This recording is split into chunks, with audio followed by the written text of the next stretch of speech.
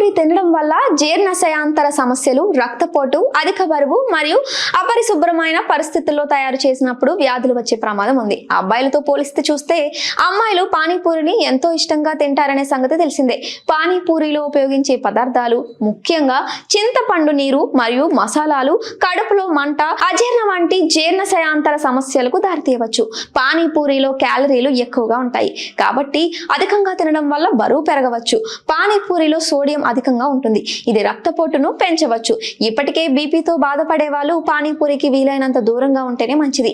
అపరిశుభ్రమైన పరిస్థితుల్లో తయారు చేసిన పానీపూరి ద్వారా సాల్మోనెల్లా మరియు షిగ్గెల్లా వంటి బ్యాక్టీరియా ద్వారా టైఫాయిడ్, కామెర్లు వంటి వ్యాధులు వచ్చే ప్రమాదం ఉంది.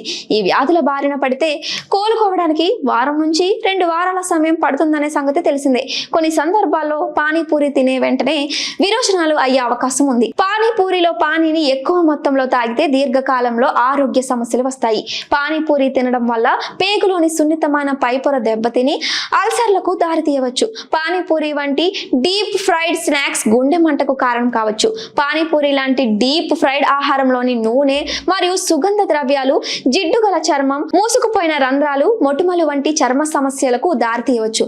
కొందరు పానీపూరిలో వాడే మసాలాలు మరియు పదార్థాల ద్వారా క్యాన్సర్ వచ్చే ప్రమాదం కూడా ఉందని చెబుతున్నారు.